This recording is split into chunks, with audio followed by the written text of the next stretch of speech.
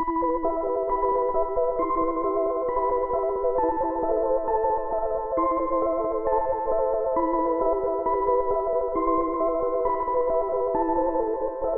everyone, welcome back to my channel and thank you for joining me for another missing video. This case was requested by a viewer of my channel, and it is another one of those cases where a child is missing after their parent was found deceased. I cannot believe how many cases like this there are out there. I believe this is just the third one I have covered, but there are a lot more. And it takes a very disgusting, evil person to kidnap a child or a baby from their family. And I honestly don't have a bad enough word for someone who also kills the child's parent or other family members in the process. The video I have for you today is on the unsolved murder of Sylena Jo Dalton and the abduction of her 10-week-old baby girl, Allyson Kathleen Dalton. Now, depending on where you look and what articles you read, the story varies, but I'm going to do my best to tell it in the most accurate way I can.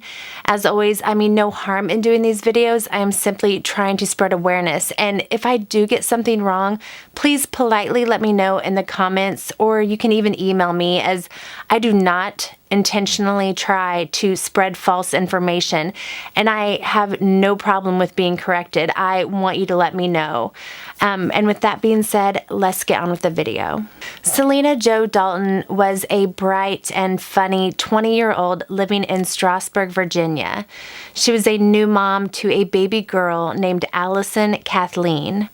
She was overwhelmed, but really excited to be a mommy, and she loved her new baby girl immensely. Strasburg, where they resided, is a pretty small town, and in 1998, the population was only around 4,000. It is a quiet town with a relatively low crime rate. Sylena was living with her little 10-week-old baby girl and her mother, Angela Stover. They were living on the second floor of an apartment complex at 175 South Charles Street in Unit B8. Now, at the time events took place, Sylena was still on maternity leave from work, so she was spending the majority of her time at the apartment caring for her new baby. Allyson had been born on May the 17th, 1998, and she had come a little early. She was premature, so she was very tiny, and she had colic. She was crying constantly, so new mom Sylena wasn't getting much rest, and she wasn't getting much help from the father of her child either. Allyson's father, Daniel Pompel, was a married man who was 10 years older than Sylena, and he wasn't happy about possibly having to pay child support, and I believe he was even trying to deny that he was the father. On the morning of Monday, July 27th, Sylena's mom, Angela, came home to the apartment from a weekend trip. She had been gone all weekend. She took a shower and left for work around 7:45 a.m. Before she left, Sylena mentioned to her mom that she had been up all night long with Allyson. She was so tired, so she was going to lay down and take a nap on the couch, since baby Allyson was finally asleep there in the baby swing right beside the couch. So Angela kissed her daughter Sylena goodbye and left. Later in the afternoon, around 1:30 to 2:15 p.m., one of Sylena's friends named Jennifer came to the apartment, knocked, and when no one answered, she walked on in because the door was unlocked. Jennifer saw a figure lying on the couch with a blanket over them. She said something along the lines of, "Hey Sylena, you need to get up." When the person didn't move, she pulled the blanket back and saw her friend Sylena lying there deceased, covered in blood. It was evident that Sylena had been stabbed multiple times, and obviously this sent her friend Jennifer into a panic. Jennifer looked around the apartment frantically, but did not see baby Allyson anywhere.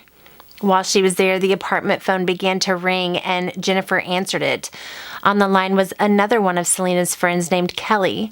Jennifer told Kelly what was going on, and Kelly hurried over to the apartment even though she really thought that Jennifer and Sylena were playing some kind of sick prank on her. When she arrived and saw Sylena, she realized it was no joke. Now, I'm unsure of who called 911 or when. I would like to think Jennifer, who found Sylena, called 911 as soon as she hung up with Kelly, who called, but there's all sorts of different claims online of who called 911 and when, so I'm not completely sure how that went down, but one of the girls called and police arrived on the scene. Sylena had been stabbed 5 times in the chest. She received stab wounds to the heart, liver, lungs, and her stomach. She did have defensive wounds on her hands, so she did try to fight back, but I don't believe she was even able to get up off the couch. If she had, there probably would have been blood everywhere, furniture overturned. There would have been a mess in that apartment or signs of a struggle, and from what I understand, everything was pretty much contained to the couch. And like I mentioned before, the murderer had pulled the blanket up over her to kind of hide her. No items had been stolen, so it didn't look like a robbery gone wrong or anything like that. The only thing missing was precious baby Allyson. I did read in a couple of articles that there were some bottles missing, baby bottles, but police have said that they didn't say that, and they are not sure where that information came from. So I'm unsure of how accurate that bit of info is, but I did want to mention it because if baby bottles were gone, that would be a good sign that whoever took Allyson needed the bottles to take care of her. I did read in at least one article that it was possible that a baby blanket was missing as well. The knife that had been used to take Sylena's life was not found in the apartment, nor were any clues as to who did this. The FBI did get involved. Police set up roadblocks and part of the Shenandoah River was dragged. The entire neighborhood was searched. They were knocking on doors, questioning neighbors. They were even searching trash bins and dumpsters. They combed the roadsides to see if anything had maybe been flung out the window of a vehicle in an attempt to discard evidence, but they found no trace of baby Allyson. The small community in Strasburg came together during this tragedy. They distributed hundreds of posters and flyers with Allyson's picture, and they tied yellow ribbons on trees and utility poles. A high school classmate of Sylena's that knew her happened to be out in the parking lot of the apartment complex that day with her husband. They were fixing something on their boat, but didn't notice anything strange or see anyone carry out a baby. No neighbors seemed to have seen or heard anything at all except for one, and this guy didn't come right out and tell police what he heard and saw that day. In fact, he told them he saw nothing, but he later told another neighbor that he heard a noise, so he looked out his window and saw a white male putting a baby in the passenger seat of a purple truck. No car seat, he just laid the infant in the seat and drove off. Law enforcement did go to this neighbor and question him, and he did admit that that is what he saw that day. Police estimate Sylena's time of death to have been around 9:15 a.m. to 10:30 a.m. And when they questioned Daniel Pompel, baby Allyson's father, he admitted he had been at the apartment that day around 9 a.m. He says he knocked on the apartment door, no one answered, so he just left. Daniel had received a summons that very day to undergo DNA testing to prove he was baby Allyson's father, which does give a possible motive. Sylena was well liked, and her family and friends could not think of anyone that had beef with Sylena except for Daniel. And Sylena had mentioned to others that she was scared of Daniel, and after paternity was determined, she was hoping to arrange child support with him outside of court because she didn't want to make him angry or cause any unneeded drama. Daniel and Sylena did have a rocky past, and police had been called over domestic disturbances between the two, even though they didn't live together, and this happened multiple times. Police did search Daniel's home and his truck, but they didn't find any evidence that Daniel had been in Sylena's apartment or any evidence showing baby Allyson had been in his truck. Investigators took blood, saliva, and hair samples from Daniel. They took his clothes he had worn that day and 5 knives from his home. Police also requested Daniel take a polygraph test, but he declined to do so. When an investigator was interviewing Daniel, he asked him if he thought Allyson could still be alive out there somewhere. Daniel's response was to look down, shrug, and say, "She could be." The Virginia State Police have a policy that they will not name suspects, so Daniel has not been named as a suspect or a person of interest, but he also has not been exonerated. He has cooperated with police, but I do want to say that just because someone cooperates with the police does not make them innocent, and just because someone doesn't cooperate with police doesn't make them guilty. But I do want to mention something that I find completely bonkers is that Daniel's family made a Justice For Facebook page. Not one for Sylena or for Allyson. They made a Justice for Daniel Facebook page because they felt he was being wrongly accused. What would he need a justice page for? Oh, poor him. He's being accused of something that, in my opinion, he could probably have done. And you're going to make a page for him instead of putting your time and energy into, I don't know, maybe helping find Allyson, his child. That little bit of information just made me so mad. The page has since been taken down, probably because they couldn't get anyone to like it or want anything to do with that mess. I think it is extremely odd that no neighbors heard anything that day. You would think, or I would anyway, that someone getting stabbed would be screaming their head off and fighting. I did look into this some because I was kind of wondering about it and found that someone suffering from pneumothorax, also known as a collapsed lung, which Sylena, being stabbed in the lungs, likely suffered, they're not going to be able to get enough air in to scream. Same if the stabbing to her heart was deep enough. Death would come so fast that she may not have had time to scream. She was attacked so quickly, presumably while she was asleep and completely defenseless, she may not have had a chance to fight back much or make any sounds at all. I said before there were defensive wounds on her hands, but I believe they were minor cuts. If she had been violently smacking at her attacker or had a good opportunity to try to block the knife, the wounds on her hands probably would have been much more extensive. I'm definitely not an expert.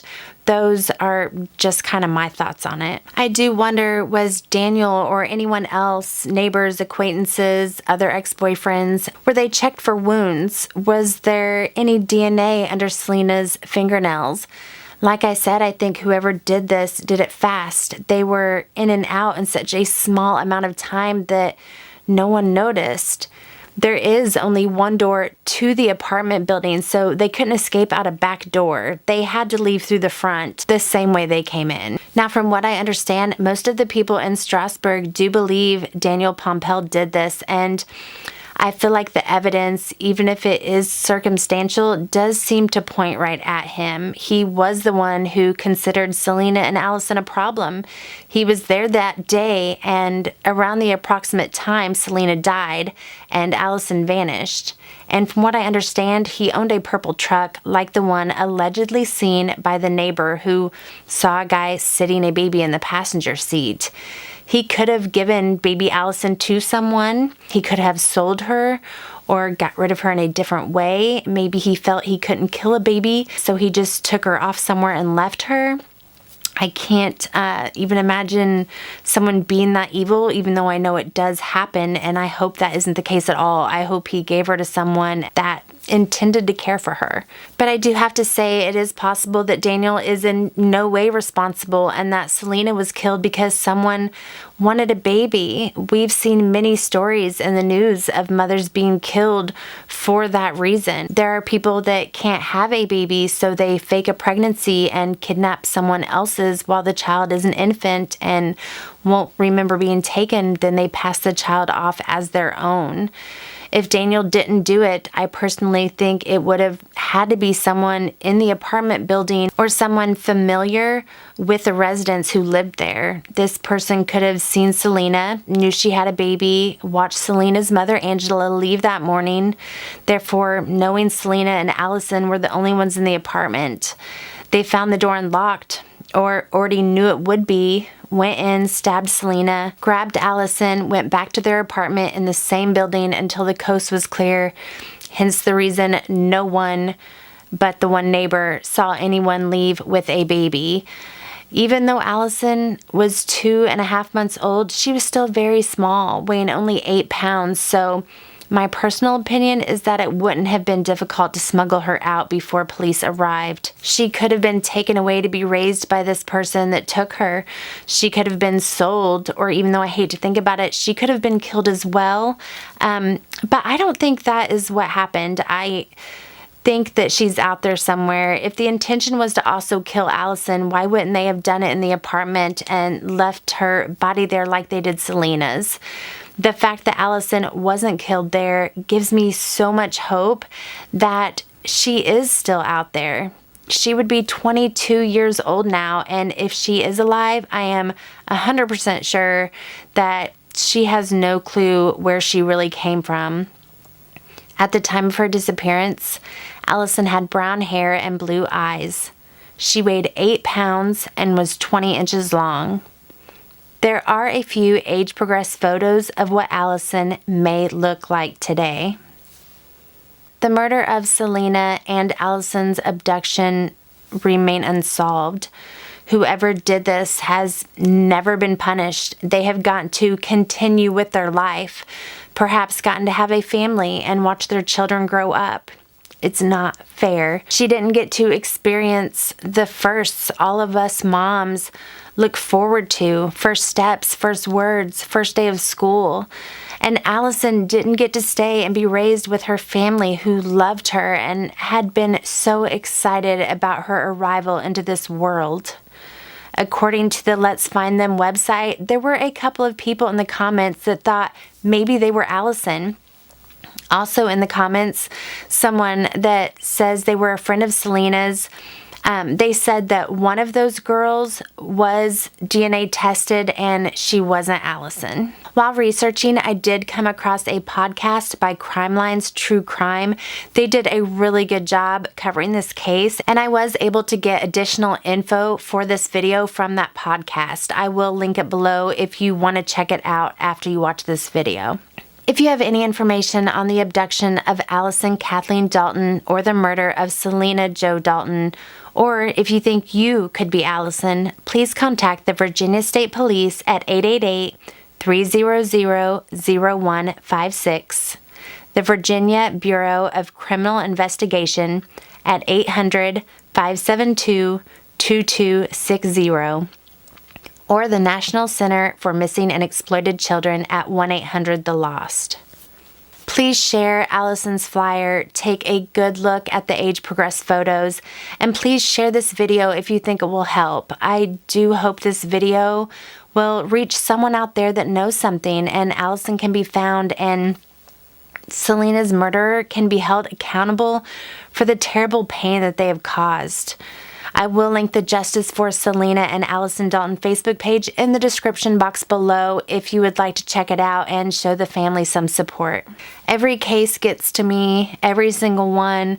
This one really got me right in the feels. And I just hope and pray that Selena's family can have Allyson back someday so they can have some kind of comfort and have that little bit of Sylena back. I post a new missing person case every single week, so please hit that subscribe button so you don't miss when I upload, and I highly suggest you check out my entire missing playlist as each person I cover needs and deserves more attention.